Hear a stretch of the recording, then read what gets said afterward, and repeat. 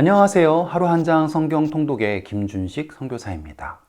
여러분, 오늘 강의의 주제는 매우 중요합니다. 바로 어떻게 하면 우리가 살아있고 생명력 있는 말씀 묵상을 할 수 있는가? 기대되시죠? 저도 어려서부터 말씀을 꾸준히 읽어왔습니다. 그런데요, 읽을 때마다 첫 번째로 무슨 소리인지 모르겠어요. 너무 어려워요. 또 말씀을 묵상을 해도요, 이 묵상이 내 묵상인지 아니면은 목사님이 한 묵상을 흉내내는 건지 모르겠는 거예요. 그리고 또 묵상해 놓은 게 있잖아요. 그러면 그 이상을 못 가요. 그냥 늘 이거 아는 건데, 이거 선악과 따먹었네, 나쁜 애들, 나는 그러지 말아야지, 이 정도 수준에서 멈추는 겁니다. 그리고서는 뭐 좋은 게 좀 있으면 그거를 재면놔요. 그리고서는 마치 그냥 종갓집 시간장 마냥 이거는 하면서 문제가 있죠. 하나님의 말씀은요, 살아있고 그쵸, 운동력이 있어서 좌우의 날선 어떤 검보다 예리해서 관절과 골수와 그런 모든 것을 딱 찔러 쪼개기까지 하는 그러한 능력 있는 말씀인데, 저한테 찔러도 피도 안 나는 것 같은 그런 말씀처럼 느껴질 때가 있단 말이에요. 자, 탁 자르고요. 자, 그러면 왜 우리가 이렇게 제자리 걸음에 말씀 묵상을 하고 있을까? 그 이유를 한번 살펴보도록 할게요. 제가 여기에다가 조각 퍼즐을 하나 그릴 거예요. 제가 이걸 그린다고 해서 여러분들의 이해가 더 잘 된다, 안 된다, 그게 아니라 여러분들의 관심을 끌기 위해서 조각 퍼즐을 하나 그려봤어요. 여러분, 이런 퍼즐을 맞출 때 가장 중요한 게 뭘까요? 정답은 잘생긴 퍼즐이 아니라 정답지입니다. 정답지. 그래서 이 정답에 있는 그림을 보고 여기에는 뭐 산이 이렇게 있구나, 여기에는 이런 식으로 집이 있네, 혹은 여기 뭐 구름이 있네, 이런 정답 그림을 바라보면서 이 퍼즐의 위치를 찾아가는 거예요. 그 의미를 바라보는 거죠. 똑같이 우리가 말씀을 읽는다라는 건 이 퍼즐을 보는 건데, 결국 이 말씀이 누구를 나타내는 걸까요? 아시죠? 정답은 바로 예수님입니다. 예수님. 그러니 우리는 성경에서 예수님을 찾아내면 돼요. 다 아신다고요? 네, 맞아요. 이건 우리가 모두 다 알고 있는 이야기예요. 그런데 다 알지만 틀린 부분이 바로 여기서 나타납니다. 그게 뭘까요? 바로 예수님을 어떻게 믿느냐예요. 예수님을 어떤 분으로 믿고 있느냐, 그게 말씀 묵상의 큰 차이를 만드는 거예요. 제가 아주 간단한 예를 들어볼게요. 많은 분들이 예수님의 공의를 강조하는 신앙을 하시는 분들이 있어요. 공의로우신 예수님. 맞는 말이에요. 그분은 공의로우십니다. 근데 또 어떤 분들은 예수님은 은혜의 하나님이다 라고 하는 분들이 계세요. 틀린 말이에요? 맞는 말이에요. 그런데 이게 양팔 저울처럼 돼가지고 균형이 맞아야 되는데, 한쪽으로 치우친 안경을 끼시고 말씀을 보는 거예요. 이해하실 수 있겠죠? 그래서 어떤 분들은 공의에 빠지신 분들의 끝으로 가면 마치 이게 내가 어떠한 행함을 잘해서 막 음식도 바꾸고 어떤 예배 드리고 뭐 어떤 책을 열심히 읽고 뭘 열심히 해가지고 하나님의 사랑을 사야 되는 것 마냥 이렇게 이해하시는 분도 있고요. 또 어떤 분들은 은혜를 너무 강조해서 어떻게 해도 상관없어, 하나님은 날 사랑하시니까 구원하실 거야, 이렇게 하는 끝으로 가는 말씀을 보시는 분들이 계시는 거예요. 자, 여러분 어떨까요? 과연 이런 분들의 말씀 묵상은 살아있고 활동력이 있고 그럴 수 있을까요? 없겠죠. 왜냐하면 성경에는요, 분명히 예수님의 공의가, 하나님의 공의로움이 나타나는 부분이 있을 테고요, 또 어떤 부분에는 하나님의 사랑이 강조되는 부분이 있을 거 아닙니까? 은혜가. 그러면 우리는 성경을 따로 빼서 보는 게 아닌데, 이것을 어떻게 조화롭게 봐야 되냐, 이 문제가 나올 거 아니에요. 제 말을 이해하셨죠? 자, 여기서 또 중요한 게 나와요. 자, 여기에 제가 지우개 왜 들었죠? 펜을 들을게요. 이 조각 퍼즐이라 그랬죠? 그러면 이런 공의 쪽을 좋아하시는 분들은 공의를 중심으로 이 조각 퍼즐들을 맞추는 거예요. 그러면 이 그림들이 어떻게 껴지는 것들이 있겠죠. 아시죠? 여러분들 조각 퍼즐 잘못 껴본 적 있으시죠? 일단은 비슷한 것들끼리 모아가지고 막 끼기 시작을 해요. 그러면 한 이 정도가 껴졌습니다. 그럼 뭐가 보이는 것 같고 그럴듯해 보이죠. 또 어떤 분들은 이 은혜를 강조해가지고 은혜 쪽으로 해가지고는 조각 퍼즐을 막 모아요. 이렇게 막 모아요. 그럼 그럴듯해 보여요. 그러면서 여기서 딱 문제가 생기는 게 뭐냐면 내가 한 이 묵상이 내가 모은 이 조각 퍼즐이 정답이다. 여기다가 진리이다라는 갖다 붙여버리는 거예요. 그 순간 말씀이 묵상이 될 수 없어져 버립니다. 왜인 줄 아세요? 한쪽으로 치우쳐서 조각 퍼즐을 모으잖아요. 그러면 그건 절대로 성립될 수가 없어요. 그런데 얼렁뚱땅 이것이 진리다, 우리가 발견한 것이 진짜다 라고 하고서는 이 조각 퍼즐을 껴놓은 상태에서 고착돼 버리잖아요. 그러면 여기에서 이미 완성된 퍼즐 밖에 있는 것들 있죠. 그런 것들은 도저히 이해할 수 없는 상태로 버려지게 되는 겁니다. 지금 우리가 성경을 묵상하다가 이건 도저히 이해할 수가 없어. 대체 이 이야기는 내가 알고 있는 하나님의 품성과는 너무 다른데? 하나님이 홍수로 사람들을 다 죽이셨는데 이게 과연 사랑일까? 이런 질문이 생기는 거예요. 한 번쯤 해보셨죠?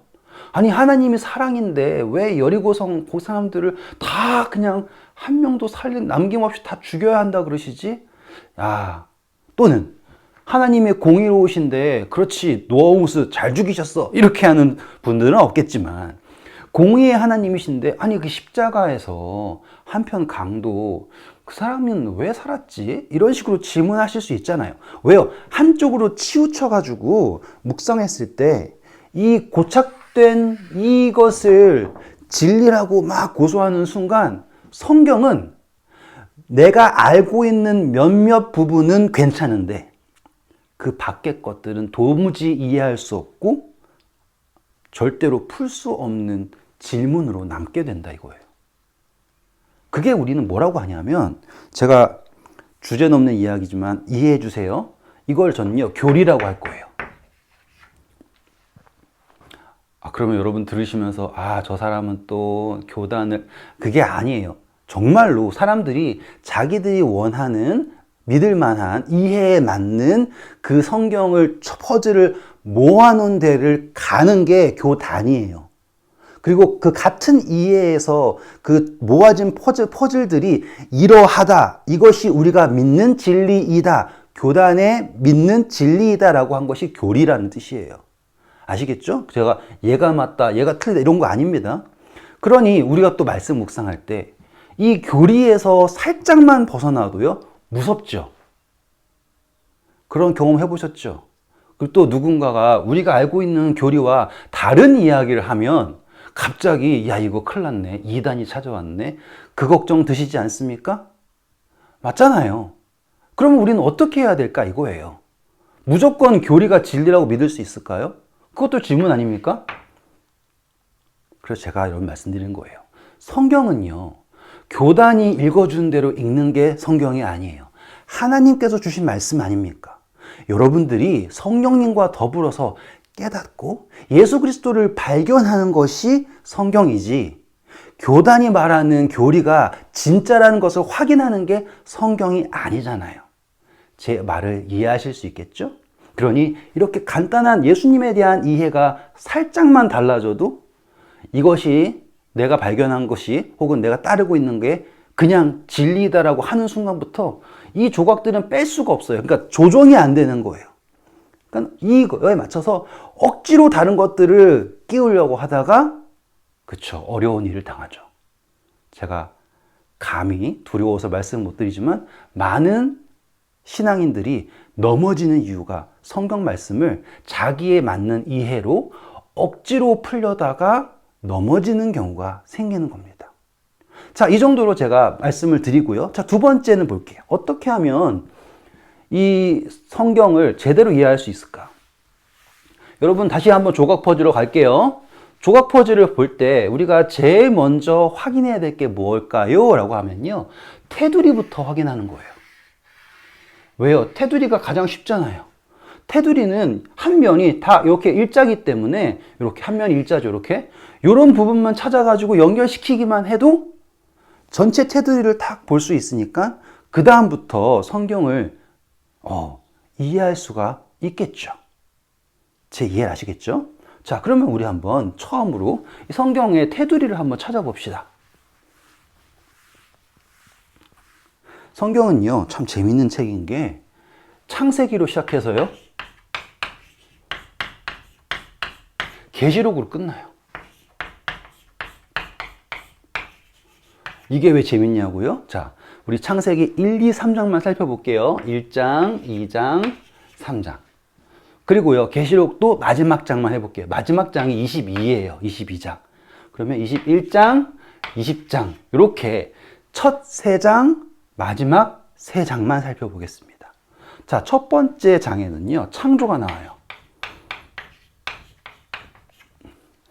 그러면 이 마지막 22장에는 뭐가 나오냐면 재창조가 나옵니다. 신기하죠? 자, 그리고 2장에는요, 성경에서 유일하게 죄가 없었던 시절, 바로 에덴이 등장합니다. 하나님의 동산, 에덴 동산. 그리고 21장에는요, 새 하늘과 새 땅. 새 하늘, 새 땅, 그리고 예루살렘.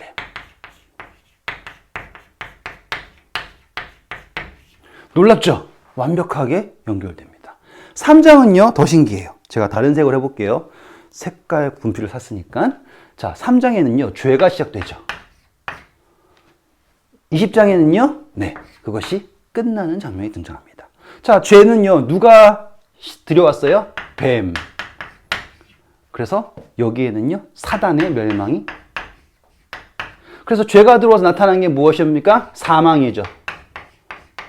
그래서 20장에는 사망 자체가 불못에 떨어지는 게 나옵니다. 사망이 사단도 없어지고 사망도 없어지고.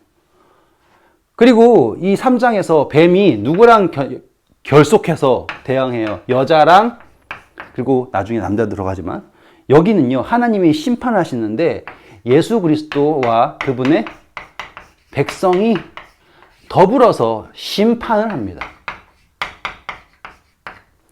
그러면 딱 보시면 성경 이야기가 이 1장의 창조와 그리고 쫙 넘어가서 22장의 재창조, 그리고 2장에 하나님의 에덴 동산을 설명한 모습이 그대로 여기에선 새하늘과 새 땅으로. 그리고 자, 이제 기술 들어갑니다. 3장에서 있었던 죄의 시작, 사망의 질문, 뱀과 여자의 문제. 여기서는 이제 어린 양과 하나님의 백성이 함께 심판을 하고 죄가, 그리고 사단과 사망, 그 모든 것이 도말되는 장면. 그래서 어떻습니까? 잘 안 보이시네요. 죄송해요. 제가 한번 해보고 싶었습니다. 이게 얼마나 멋있어 보이는지요. 학교 다닐 때. 그러니 성경 전체의 테두리가 창조와 재창조라고 하는 질문, 그러니까 대칭으로 이루어졌다라는 걸 보실 수 있겠죠. 어렵지 않죠? 그리고요, 이 이야기 속에 제일 가운데 주인공이 바로 예수 그리스도라는 거예요. 십자가. 아멘이죠. 이게 성경의 전체적 그림이에요. 그리고 또 볼까요? 여기에서 우리가 이거 지우고요. 밑에 거 지울게요. 다 아신다고 생각을 하고. 자, 여기서 여러분들이 확인하셔야 될 게, 성경은 이제 구약과 신약으로 나뉘어져요. 구약, 신약. 자, 질문. 성경은 전체가 몇 권일까요? 정답을 탁 말하셨다면 여러분들은 성경에 어느 정도 관심이 있으신 분이죠. 성경은 총 66권. 그러면 구약은 몇 권, 신약은 몇 권일까요? 라고 하면 좀 헷갈리시죠? 정답은요, 여기에다가 3, 9 적으시고 여기에다가는 27 적으세요. 3 곱하기 9는 27. 그래서 두 개를 더하면 66권. 이렇게 외우시면 되는 거예요. 3, 9, 27. 구약은 39권, 신약은 27권. 어렵지 않죠? 그래서 제가 명색의 선교사라서 열심히 가르쳤을 때 이게 제일 외우기 쉬웠습니다. 이렇게 하고 넘어갈게요. 자, 그러면 궁금한 게 이 구약과 신약은 우리에게 무엇을 말하는 걸까? 약이라고 하는 건 약속이거든요. 그럼 옛 약속과 새 약속 과연 다른 걸까요? 제가 선교지에 있을 때 선교지에 있을 때 말씀드리는 건 그 인도 같은 경우는 이렇게 신학 교육을 잘 받고서 목회자를 하는 경우가 없고 그냥 갑자기 어느 날 막 힌두교 제사장처럼 어떤 영감을 받게 되면 나 오늘부터 목사하면 그렇게 할 수 있는 분들이 많아요. 그래서 어떤 목사님이 근본 없는 어떤 분이겠죠. 그분이 갑자기 우리는 신약 시대에 살고 있으니까 구약은 필요 없습니다 하고서는 성경을 찢는 퍼포먼스를 한 거예요. 어떻게 생각하십니까? 잘했을까요? 네, 아니죠. 구약과 신약은요, 새로운 것이 아니에요. 요한일서 읽어보세요. 하나님께서는요, 우리에게 같은 약속을 주신 겁니다. 단, 새롭게 하신 거예요. 그런데 이 구약과 신약의 목적이 있을 거 아니에요. 구약은요, 자, 성경 전체의 그림에서 바로 예수 그리스도의 십자가를 약속한 것이 구약이고요. 신약은요, 예수님의 재림과 마지막 구원을, 재림, 그리고 구원, 그리고 재창조를 약속한 것이 신약인 거예요. 이해하실 수 있겠죠? 그래서 이 구약의 최종 목적은 무엇이었냐면 여기서 죄가 시작되었죠? 그렇죠? 그래서 죄로부터의 구원, 그게 구약의 약속이에요. 그래서 죄로부터의 구원은 놀랍게도요, 여러분들이 믿거나 믿지 않거나 관계가 없이 예수님께서 자, 보라, 세상 죄를 지고 가는 하나님의 어린 양이다 라고 하는 것처럼 예수님께서 여러분 모두의 죄를 도말하셨어요. 사망을 이기셨어요. 그게 십자가입니다. 반면 이 예수님의 재림의 약속, 재창조의 약속은요, 여기에는 우리가 믿어야지 돼요. 그리고 그분을 선택해야지 그분의 구원에 참여할 수 있게 되는 거죠. 그래서 이 신약의 약속은 죄로부터의 구원이 아니에요. 죄의 문제는 십자가에서 끝났어요. 여기서의 구원은 뭐냐면, 제가 잘 안 보이니까 이 색깔 적을게요. 주황색. 세상으로부터의 구원이에요. 죄된 세상으로부터의 구원이 바로 신약의 약속인 것입니다. 한 번만 더 할게요. 구약의 약속은 뭐라고요? 죄의 문제, 죄 자체로 사망으로부터의 구원을 이루신 예수님. 그래서 사망을 이기시고 승리하셨다. 음부의 열쇠를 가지고 계신다라는 게 나온 거고요. 신약의 약속은 이 죄된 세상으로부터의 구원인 거예요. 그게 이 성경 전체의 테두리라고 보시면 되는 거죠. 이 테두리 안에서 재창조, 창조와 재창조라고 하는 그 틀 안에서 예수님께서 구원을 이루시는 이야기, 그 이야기를 우리가 인식을 하고 성경을 읽어야지 된다 이거죠. 아시겠죠? 그러니 우리가 잘 볼게요. 마지막입니다. 우리가 지금 살고 있는 시대가 어느 시대예요? 이 구약 시대예요? 아니면 신약 시대예요? 신약 시대죠? 그러면 우리가 말씀을 묵상을 할 때 더 이상 죄라고 하는 문제를 색안경을 끼고서 읽어야 할 이유가 있을까요? 없을까요? 이 질문에 한번 스스로 답해 보시면 좋을 거예요. 우리가 항상 문제가 되는 게 뭐냐면 탕자 이야기. 탕자가 했던 가장 잘못된 실수가 뭐냐면 자신의 재산을 다 탕진하고 집으로 돌아가기로 결심한 다음에 기껏 하는 얘기가 아버지, 저는 아버지의 아들로 불려질 자격이 없습니다라고 하는 말도 안 되는 죄의 색안경을 끼고 아버지를 찾아갔죠. 그게 문제인 거예요. 똑같이 우리가 말씀을 읽을 때 예수님의 십자가가 우리의 모든 죄를 도말했다는 것을 인정을 하시고 그분이 우리를 이 죄된 세상으로부터 구원하시기 위하여서 우리에게 언약을 하셨고 또한 우리를 사용하셔서 우리를 통하여서 수많은 사람들을 하나님의 나라로 이끌기 위하여 우리를 사용하고 계신다 라고 하는 이해를 가지고 말씀을 읽으셔야지 이제 그 말씀이 살아있고 생명력 있게 묵상이 될 수 있는 거예요. 계속 죄라고 하는 문제에 빠져서 읽고 계시면 거기에서 벗어나지 못하고 계속 답습을 하는 묵상만 하게 되시겠다는 거죠.